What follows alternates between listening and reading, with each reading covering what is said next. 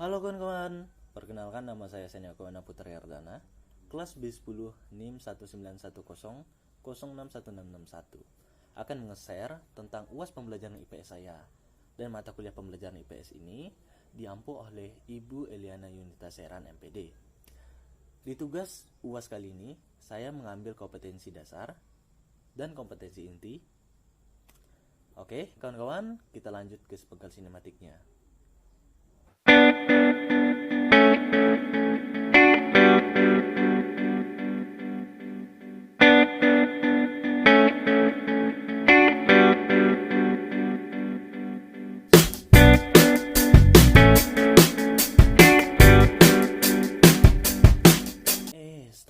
Stop.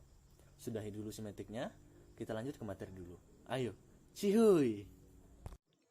Sejarah Keraton Sintang di Indonesia yang kaya akan budaya dan keberagaman pasti memiliki sebuah sejarah kerajaan-kerajaan seperti Istana Al-Mukarramah atau Keraton Sintang yang didirikan oleh Demang Irwan Jubair I, dijadikan daerah Swep Praja Sintang, dan Kerajaan Tanah Pinoh dijadikan Neo Swep Praja Tanah Pinoh. Dan raja pertama saat itu adalah Sri Paduka Tuanku Sultan Nata Muhammad Syamsuddin Sa'adul Khair. Pada masa pemerintahan Belanda, sekitar tahun 1136, daerah Sintang merupakan daerah Landskap di bawah naungan pemerintah Gouvernement. Kemudian pemerintah Landskap ini berakhir pada tahun 1945 dan kemudian tumpuk atau perintah atas diambil oleh pemerintahan Jepang. Lokasi Keraton Sintang, Istana Al-Mukarramah atau Keraton Sintang sendiri berada di lahan seluas 652 meter persegi. Keraton atau istana ini berada di Kampung Kapuas Kiri Hilir, Kecamatan Sintang, Kabupaten Sintang, Provinsi Kalimantan Barat, Indonesia. Keraton Sintang memang tidak terkenal seperti keraton lainnya di Kalimantan Barat seperti Sambas, Mempawah, Ketapang, dan Keraton Kesultanan Kadriah di Pontianak. Namun keraton di Sintang ini bisa dibilang pernah menjadi saksi bisu berdirinya kota Sintang sekaligus pusat pemerintahan daerah masa kejayaan dan masa penjajahan Belanda.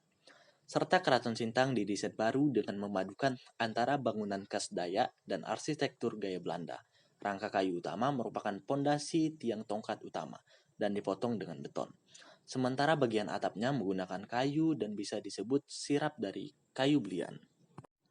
Artefak peninggalan sejarah. Di serambi depan istana, para turis dapat melihat salinan undang-undang adat Kerajaan Sintang, serta silsilah raja yang pernah memerintah Kerajaan Sintang. Ada pula koleksi berbagai meriam dan berbagai ukuran-ukuran peralatan, dari logam seperti talam, kempu, dan bokor.